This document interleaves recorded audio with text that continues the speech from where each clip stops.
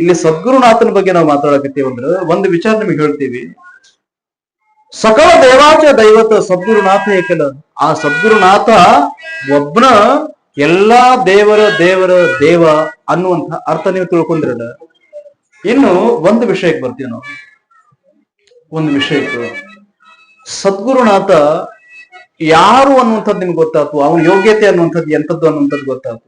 ನಮ್ಮನ್ನ ಜನ್ಮ ಮರಣದ ಬಾಧೆಯಿಂದ ಹೊರಗೆ ಕಳಿಸುವಂತಹ ಪುಣ್ಯಾತ್ಮ ಅಂತ ಹೇಳಿದ್ರೆ ನಮ್ಮ ಕಣ್ಣಿಗೆ ಕಾಡುವಂತ ಈ ಸತ್ಯ ನಮ್ ಕಣ್ ಮುಂದೆ ಅದ ಪುಣ್ಯಾತ್ಮರು. ಅವ್ರು ಯಾರು, ಎಂಥವ್ರು, ಯೋಗ್ಯತೆ ಎಂಥದ್ದು ಅಂತ ಹೇಳಿದ್ರೆ ಕರ್ನಾಟಕ ಅಷ್ಟ ಅಲ್ಲ, ವಿಶ್ವದಾದ್ಯಂತ ಹೆಸರು ಮಾಡಿರುವಂತಹ ವಾಸ್ಕರ ಮಹಾರಾಜರಿಗೆ ಗುರುವಾಗಿ ನಿಂತಿರುವಂತಹ ಪುಣ್ಯಾತ್ಮರು ಅಲ್ರಿ ನಮಗ್ ಗುರು ಅದಲ್ರಿ. ನಾವು ಹೆಮ್ಮೆಲಿಂದ ಹೇಳ್ಕೋಬೇಕಲ್ಲ ಇದನ್ನ. ಇವತ್ತು ನಮಗ ಗುರುಗಳದಾರು ಅಂತ ಹೇಳಿದ್ರ ಆ ಪುಣ್ಯಾತ್ಮರು, ಆ ವಾಸ್ಕರ್ ಮಹಾರಾಜರನ್ನ ಉದ್ಧಾರ ಮಾಡುವಂತ ಸಾಮರ್ಥ್ಯ ಅವ್ರಿಗೆ ಅದ. ನಮ್ಮ ನಿಮ್ಮಂತ ಮಂದ ಮತಿಗಳನ್ನ ಉದ್ಧಾರ ಮಾಡುವಂತ ಸಾಮರ್ಥ್ಯ ಅವ್ರಿಗೆ ಇಲ್ಲಿ 100% ಅದು. ಅದಕ್ಕೆ ನಾವ್ ಏನ್ ಮಾಡ್ಬೇಕು ಅಂದ್ರೆ ಮೊದಲು ವಿಶ್ವಾಸ ಮಾಡ್ಬೇಕು. ಯಾವ ರೀತಿ ವಿಶ್ವಾಸ ಮಾಡ್ಬೇಕಂದ್ರೆ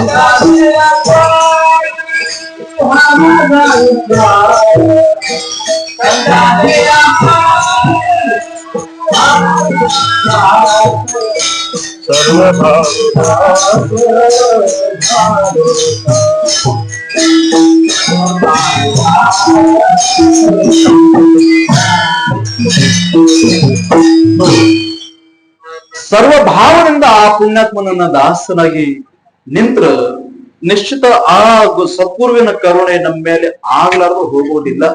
ಸಾಕ್ಷಿ ನಿಮಗ್ ಬೇಕು ಅಂದ್ರ ಇವತ್ತು ನಿಂತು ಕೀರ್ತನ ಮಾಡ್ತಾ ಇರುವಂತಹ ಹುಡುಗನ ಇದಕ್ಕೆ ಸಾಕ್ಷಿ.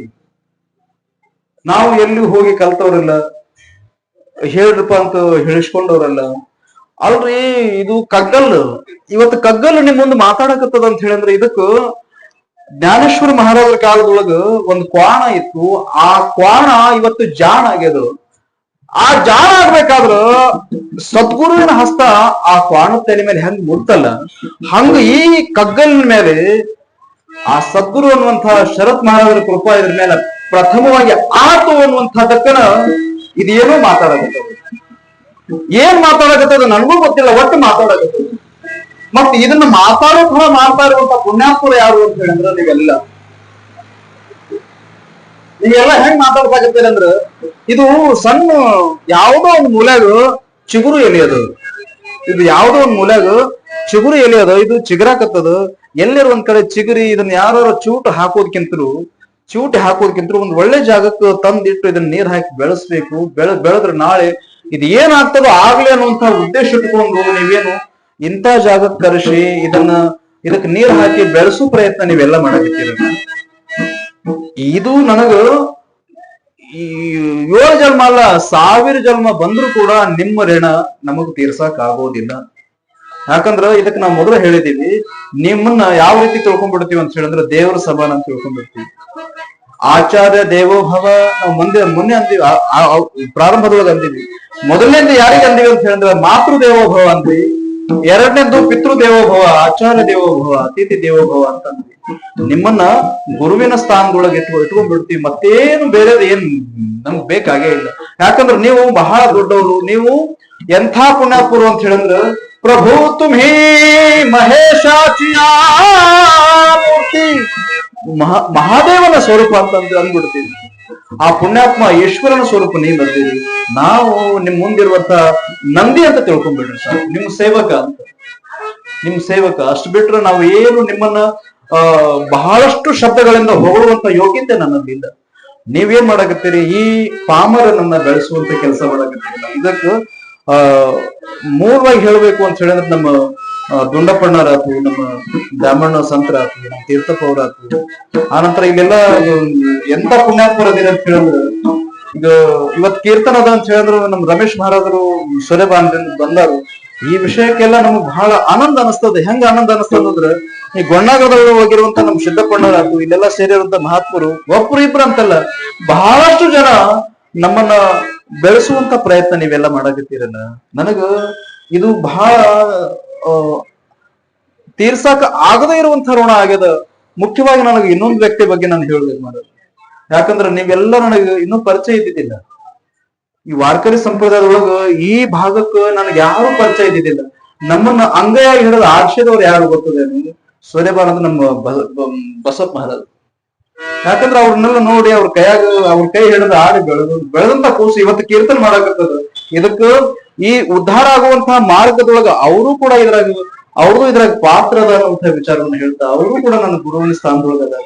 ನೀವೆಲ್ಲಾ ಸೇರಿರುವಂತಹ ಪುಣ್ಯಾತ್ಮರು ಎಲ್ಲರೂ ನನಗೆ ಗುರುವಿನ ಸ್ಥಾನದೊಳಗೆ ಅದಿರ್ ವಿನಃ ನಾವು ನಿಮ್ಗಿಂತರೂ ಎಷ್ಟೋ ಶಾಣರಾಗ್ಬೋದು, ಎರಡು ಅಭಂಗ ಹೇಳ್ಬೋದು, ತಾಳ ಬಾರಿಸ್ಬೋದು, ಕುಣದು ಏನೋ ಕೀರ್ತನೆ ಮಾಡ್ಬೋದು. ಆದ್ರ ನನ್ನನ್ನ ಉದ್ಧಾರ ಮಾಡಿರುವಂತಹ ಪುಣ್ಯಾತ್ಮರ ಒಳಗ ನೀವು ಭಾಗಿಯದಿರಿ, ನನಗೆ ಗುರುವಿನ ಸ್ಥಾನದೊಳಗೆ ಅದಿರಿ ಅನ್ನುವಂತ ವಿಷಯವನ್ನ ಹೇಳ್ತಾ ಗುರುವಿನ ವಿಚಾರಕ್ಕೆ ಬರ್ತೀನಿ ನಾನು. ಒಂದು ಸಣ್ಣ ಕಥೆ ಹೇಳಿದ್ರೆ ನಿಮಗೆಲ್ಲ ಅರ್ಥ ಆಗ್ಬಿಡ್ತಾವ. ಗುರುವಿನ ಯೋಗ್ಯತೆ, ಗುರುವಿನನ್ನ ಮರಿಬಾರದು, ಗುರುವಿನನ್ನ ಮರೆತ್ರೆ ಏನ್ ಆಗ್ತದ ಅನ್ನುವಂತ ವಿಚಾರ ಹೇಳ್ಬಿಡ್ತೀವಿ. ಇಬ್ರು ಶಿಷ್ಯಂದ್ರ ಇರ್ತಾರು. ಒಬ್ಬ ಯೋಗ್ಯ ಗುರು ಏನ್ ಮಾಡ್ತಾನು ಅಂತ ಹೇಳಿದ್ರ ಆ ಶಿಷ್ಯರಿಗೆ, ನೋಡ್ರಪ್ಪ ನಿಮಗೂ ಒಂದು ಕೆಲಸ ಹೇಳ್ತೀನಿ ನಾನು, ಆ ಕೆಲಸ ಮಾಡ್ಬಿಡ್ರಿಪ್ಪ ಅಂತ ಹೇಳಿ ಅಂತಾರು. ಆತ್ರಿ ಅಂತ ಹೇಳಿ ಅಂದು ಏನ್ ಮಾಡ್ತಾರು, ಆ ಗುರು ಒಂದಿಷ್ಟು ಕಡ್ಲಿ ತಗೊಳ್ತಾನು.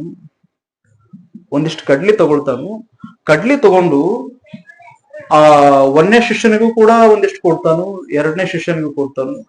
2 ಶಿಷ್ಯರಿಗೆ ಕೊಟ್ಟು, ನೋಡ್ರಪ್ಪ ನಾನು ಕೊಟ್ಟಿರುವಂತಹ ಈ ಕಡ್ಲಿಗಳೇನದವನ್ನ ಚಂದಾಗಿ ಜೋಪಾನವಾಗಿ ಬೆಳೆಸಿ ನೋಡ್ಕೊಳ್ರಿ ಅನ್ನುವಂತಹ ವಿಚಾರ ಹೇಳ್ತಾನೆ.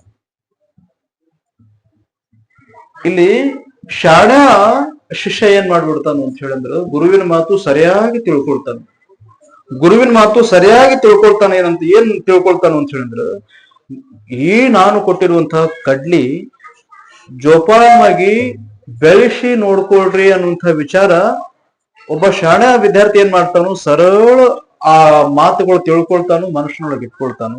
ಇನ್ನೊಬ್ಬ ವಿದ್ಯಾರ್ಥಿ ಇರ್ತಾನಲ್ಲ, ಅವ ಏನೋ ಒಂದಿಷ್ಟು ಮಾತಿನ ಭರದೊಳಗ ಜೋಪಾನವಾಗಿ ಇಟ್ಕೊಳ್ರಿ ಅನ್ನುವಂಥದ್ದು ಅಷ್ಟ ಮನುಷ್ಯನಾಗಿ ಇಟ್ಕೊಳ್ತಾನ ವಿನಃ ಅವ ಜೋಪಾನವಾಗಿ ಬೆಳೆಸಿ ಇಟ್ಕೊಳ್ರಿ ಅನ್ನುವಂತ ಭಾವನೆ ಮರ್ತು ಹೋದಾಗ ಒಬ್ಬ ಶಿಷ್ಯ ಏನ್ ಮಾಡ್ತಾನ ಅಂತ ಹೇಳಿದ್ರೆ, ಗುರುಗಳು ಏನಂದಾರು, ಕಡ್ಲಿ ಕೊಟ್ಟಾರು, ಇದನ್ನ ಬೆಳೆಸಿ ನೋಡ್ಕೊಳ್ರಿ ಅಂತ ಹೇಳಿ ಅಂದಾನು ಅಂತ ಹೇಳಿದ್ರೆ, ನಾವು ಏನ್ ಮಾಡೋನು, ಇದನ್ನ ಈಗ ನಮ್ ತಾಯಿ ತಂದೆ ನಮಗಾಗಿ ಬಿಟ್ಟಿರುವಂತ ಒಂದು ಹೊಲ ಅದು.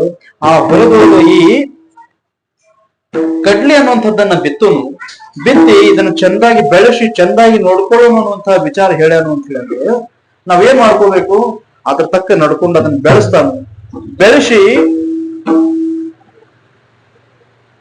ಬೆಳೆಸೋದು ಒಂದ್ ಕಡೆ ಆದ್ರೆ, ಇನ್ನೊಬ್ಬ ಶಿಷ್ಯ ಏನ್ ಮಾಡಿರ್ತಾನ ಅಂದ್ರೆ ಚಂದಾಗಿ ನೋಡ್ಕೊಳ್ರಿ ಅನ್ನುವಂಥದ್ದು ಅಷ್ಟ ಅವ್ನ ತಲೆ ಒಳಗೆ ಇರ್ತದ.